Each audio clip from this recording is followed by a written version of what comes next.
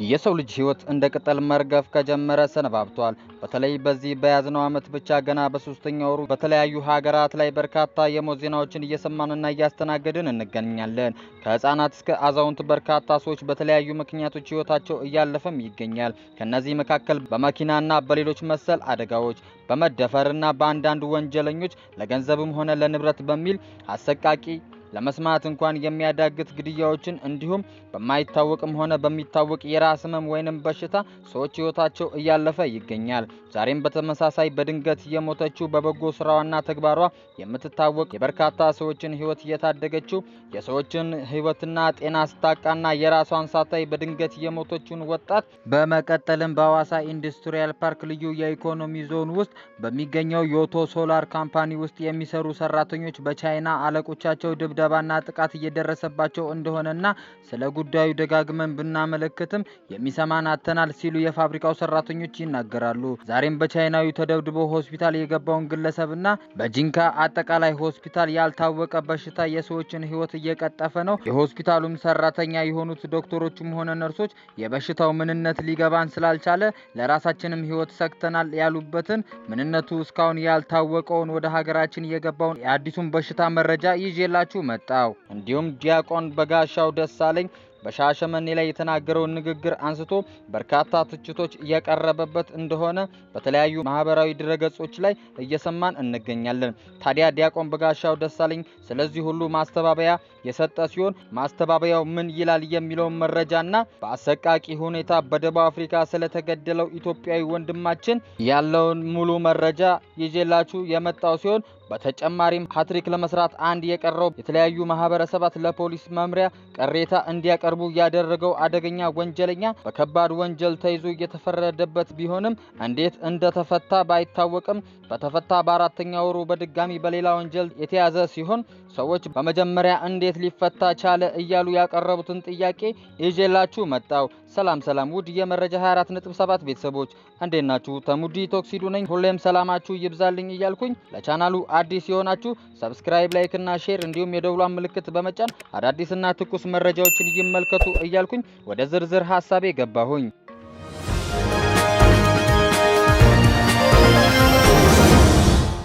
በሐዋሳ የደረሰው ድብደባ ጉዳት የደረሰበት ግለሰብ በሆስፒታል ይገኛል። አንድ ኢትዮጵያዊ ግለሰብ በቻይናዊ ዜጋ የደረሰበት ከባድ ድብደባ ምክንያት ጉዳት ደርሶበት ሆስፒታል ገብቶ ሕክምና እየተከታተለ ይገኛል። የደረሰበት ጉዳት ክብደት እንዳለው የተገለጸው ተጎጂው በአሁኑ ወቅት የሕክምና ባለሙያዎች ክትትል እያደረጉለት መሆኑ ታውቋል። የዓይን እማኞችን ምስክርነት ማስቆም ከብዶን ነበረ። አስከፊውን ድርጊት በቅርበት እየተመለከቱ የዓይን እማኞች ለጥያቄ አቅራቢዎች እንደገለጹት ተጎጂውን ከቻይናዊው ግለሰብ ለመጠበቅና ድብደባውን ለማስቆም ጥረት አድርገን ነበረ። ሆኖም ድርጊቱን ሲፈጽም የነበረው ግለሰብ በጣም ጠንካራና አስቸጋሪ በመሆኑ እማኞቹ ምንም ማድረግ እንዳልቻሉ በቁጭት ተናግረዋል። ቶዮ ሶላር ከፀሐይ ብርሃን ኃይል ማመንጨት የሚያስችሉ ከፍተኛ ጥራት ያላቸው ሶላር ፓናሎችን እያመረተ የሚገኝ ፋብሪካ ነው። ከዚህ ቀደም የዛሬ 4 ዓመት ገደማ በአፍሪካዊቷ ሀገር ኬንያ ቻይናዎች ተመሳሳይ ነገር ሲያደርጉ ነበር። በጊዜውም በኬንያ መንግስት እንደተቀጡ መረጃዎች ያመለክታሉ። አሁን ደግሞ ይሄ ነገር ኢትዮጵያ ውስጥም መጥቷል። ዜጎች በውጭ ሀገር ዜጎች ሊደርስባቸው የሚችለውን ጥቃት ለመከላከል ሲባል ይህንን መሰል ድርጊት ያለ ቅጣት ዝም ከተባለ ነገ ሊደገም ስለሚችል የህግና የፍትህ አካላት በጉዳዩ ላይ ፈጣንና ሁሉን አቀፍ ምርመራ እንዲያደርጉና ተገቢውን ህጋዊ እርምጃ እንዲወስዱ ጥሪ አቅርበዋል እያልኩኝ ወደ ቀጣዩ መረጃዬም አለፍኩኝ። በጂንካ አጠቃላይ ሆስፒታል ያልታወቀ በሽታ የሰዎችን ህይወት እየቀጠፈ ነው። የጂንካ ከተማ ደቡብ ኢትዮጵያ ክልል አሪ ዞን የሚገኘው ጂንካ አጠቃላይ ሆስፒታል ከቀናት ህመም በኋላ ለሞት እየዳረገ ባለውና ምንነቱ ያልታወቀ በሽታ ምክንያት በከፍተኛ ድንጋጤ ውስጥ መሆኑ ተዘገበ። የሆስፒታሉ ዶክተሮችን ጨምሮ የሌሎች 5 ሰዎች ህይወት ቀድሞ ማለፉም ተገልጿል። በሽታው ሰዎችን ከ3 እስከ 5 ቀናት ባለው ጊዜ ውስጥ ለሞት እየዳረገ መሆኑንም የሆስፒታሉ ባለሙያዎች አስታውቋል። በሆስፒታሉ ውስጥ ያሉ የጤና ባለሙያዎች የበሽታው ምንነትን ማወቅ እንዳልቻሉ ገልጸዋል። ነገር ግን የሚታዩ ምልክቶች የሚመለከቱትን ያካትታሉ። ከትኩሳት ጋር ተመሳሳይ ምልክቶች፣ ከዚያም ከፍተኛ ከፍተኛ የደም መፍሰስ፣ በመጨረሻም የሰውነት አካላት እንቅስቃሴ መክታት ወይንም መስራት አለመቻል። በሆስፒታሉና በጂንካ ከተማ ውስጥ ከፍተኛ መረበሽና ድንጋጤ ነግሷል። የጤና ባለሙያዎች ለክልሉ መንግስት ሪፖርት መደረጉን ገልጸው ተገቢውን ትኩረትና አፋጣኝ ምላሽ ባለማግኘታቸው በስጋት ውስጥ መሆናቸውን አሳስበዋል። አስቸኳይ ጥሪ ባለሙያዎቹ ለፌዴራል መንግስት እና ለጤና ጥበቃ ሚኒስቴር አፋጣኝ ምላሽ እንዲሰጡና ለችግሩ ድምጽ እንዲሆኑላቸው አጥብቀው ተማጽነዋል። በአሁኑ ወቅት በደቡብ ኢትዮጵያ ክልል የተከሰተውን የሄሞራጂክ ፊቨርን አስመልክቶ ከጤና ሚኒስቴርና ከኢትዮጵያ የህብረተሰብ ጤና ኢንስቲትዩት የተሰጠ ጋዜጣዊ መግለጫ የጤና ሚኒስቴር ከኢትዮጵያ ህብረተሰብ ጤና ኢንስቲትዩትና ከክልል ጤና ቢሮዎች ጋር በመተባበር የህብረተሰብ ጤና አደጋዎችን እንዳይከሰቱ የመከላከልና ከተከሰቱም በአፋጣኝ የማረጋገጥና የተቀናጀ የቅኝትና የምላሽ ስራዎች እያከናወነ ይገኛል። በአሁኑ ወቅት በደቡብ ኢትዮጵያ ክልል በጂንካ ከተማ ምንነቱ በመረጋገጥ ላይ ያለ የሄሞራጂክ ፊቨር በሽታን በመከሰቱ የቅኝት መረጃዎች ያመለክቱ ሲሆን እስካሁን ድረስ 8 ሰዎች በበሽታው የተጠረጠሩ መሆኑም ታውቋል።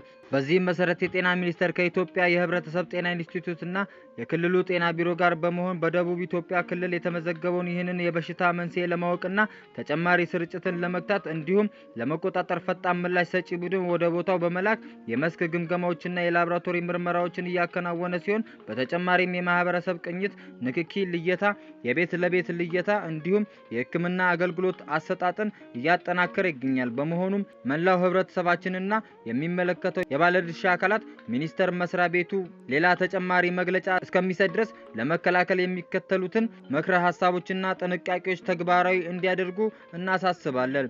በአፍ አፍንጫና ሌሎች የሰውነት ክፍሎች የመድማት፣ ትኩሳት፣ ማስቀመጥና የማስመለስ ምልክቶች ሲኖር ወደ ሕክምና ተቋም በመሄድ በወቅቱ የላቦራቶሪ ምርመራ ማድረግ። ምልክት ከታየበት ማንኛውም ሰው ጋር ንክኪ በሚኖርበት ጊዜ ራስን የመከላከል ዘዴዎችን መጠቀም፣ ሁልጊዜ እጅን በሳኒታይዘር ወይንም በውሃና በሳሙና መታጠብና ማጽዳት። ማንኛውም ጤና ተቋም በታካሚዎች ልየታ አካባቢ ልዩ ትኩረት በመስጠት የቫይራል ሄሞራጂክ ፊቨር መሰል በሽታ መለየት፣ መመርመር፣ ማከምና ሪፖርት ማድረግ ያስፈልጋል። በተጨማሪም መረጃዎች ወደ 8335 እና 952 ነፃ የስልክ መስመሮች በመደወል የተለያዩ መረጃዎችን ማግኘት ይችላሉ ሲል የጤና ሚኒስቴር የሆነችው ወይዘሮ ዶክተር መቅደስ ዳባ ገልጸዋል እያልኩኝ ወደ ቀጣዩ መረጃዬ አለፍኩኝ።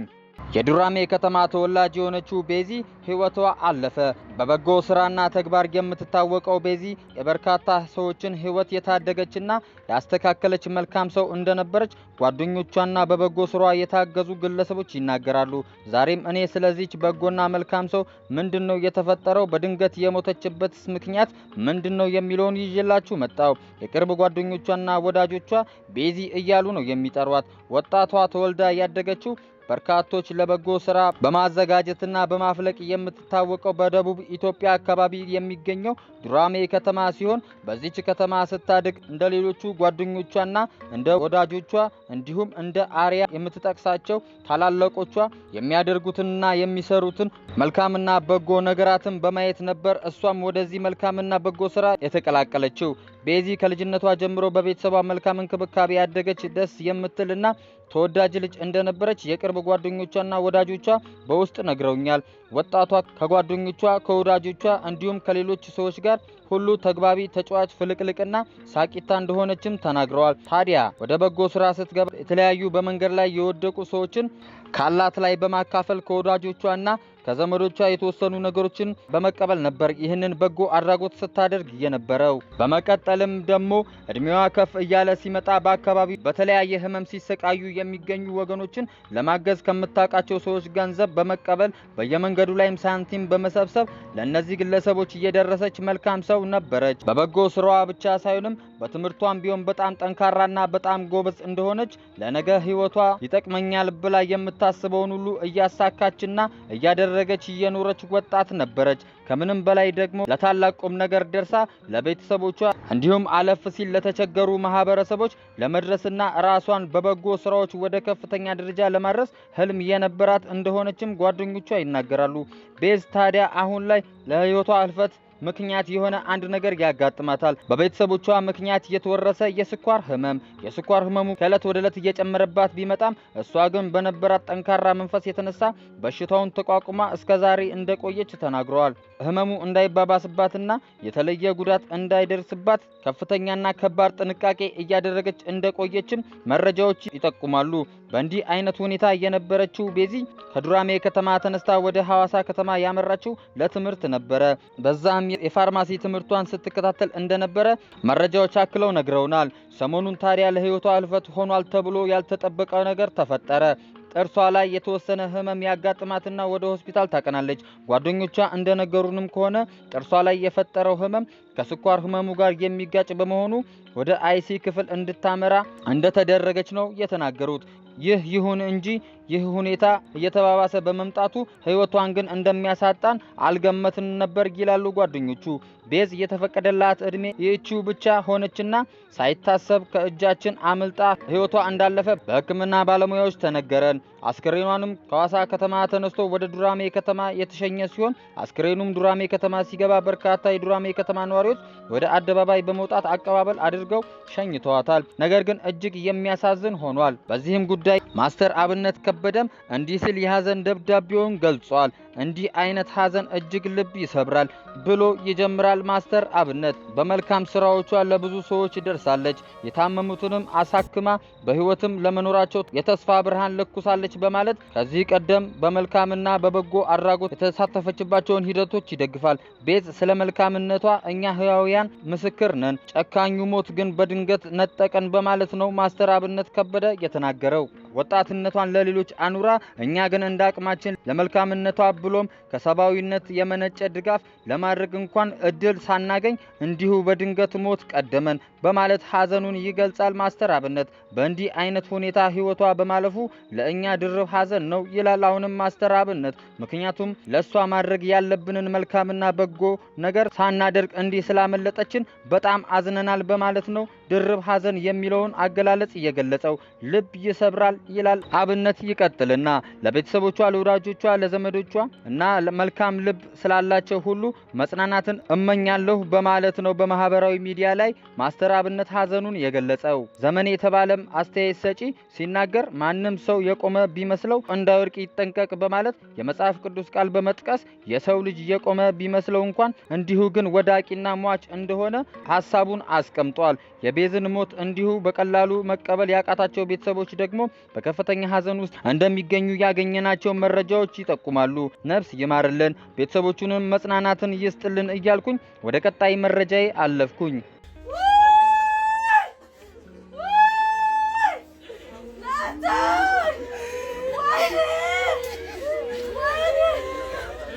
በደቡብ አፍሪካ በአሰቃቂ ሁኔታ የተገደለው ይህ ኢትዮጵያዊ ቤተሰቦቹ መሪር ሐዘን ላይ መሆናቸውንና ሐዘናቸውም ከውስጣቸው እንደማይወጣ በመሪር ሐዘን ይናገራሉ። እንዴት የሰው ልጅ ሁለት ሞት ይሞታል?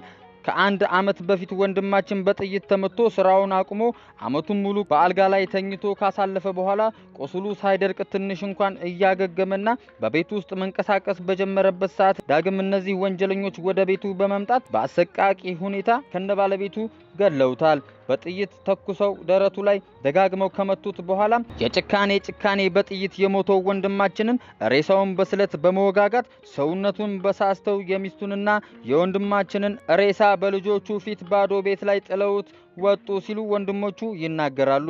ቪዲዮውን እንደተመለከታችሁት በአሰቃቂ ሁኔታ ለተገደለው ወንድማችን ፍትህ እያልኩኝ ለቤተሰቦቹ መጽናናትን እየተመኘው ወደ ቀጣዩ መረጃዬ አለፍኩኝ። ዲያቆን በጋሻው ደሳለኝ እንደምናውቀው በኦርቶዶክስ እምነት ተከታይ በርካታ ሰዎችን በሚያስተምረው መንፈሳዊ ትምህርትና የስብከት ስርዓቱ የማይረሳ ድንቅ መምህር እንደነበር የኦርቶዶክስ እምነት ተከታዮች ብቻ ሳይሆኑ ሌሎችም ቢሆኑ የሚያስታውሱት ነገር ነው። ሆኖም ከጊዜያት በኋላ ግን የራሳቸውን እምነት ወይንም ተሐድሶ በሚል ስም ወይንም የእምነት ማህበርና ተቋም ከአንዳንድ የቀድሞ የኦርቶዶክስ አገልጋይ የነበሩ ግለሰቦች ጋር መስርተው የማገልገል ስርዓትን መጀመራቸው የሚታወቅ ነገር ነው። ነገር ግን ሁሉም የፈለገውን የማመንም ሆነ የማምለክ ግላዊ መብቱ ሲሆን የሌላውን ሰው ወይንም የሌላውን አካል እምነትም ሆነ ሃይማኖት መናገርም ሆነ መዝለፍ አግባብ ያልሆነና በሕግም የሚያስቀጣ ነገርና ተግባር ነው።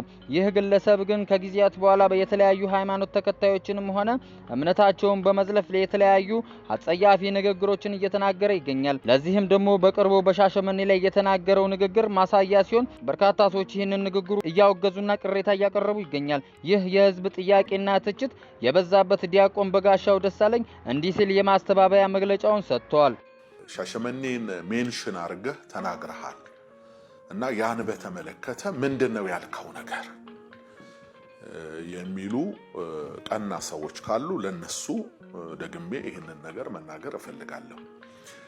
ቀደም ሲል ከ10 ዓመት በፊት በኢትዮጵያ ኦርቶዶክስ ተዋሕዶ ቤተክርስቲያን ውስጥ በነበረው የኛ አገልግሎት ዙሪያ እኛ ስል በቁጥር ብዙዎች ነን። በነገራችን ላይ ብዙ አንድና ሁለት አይደለንም።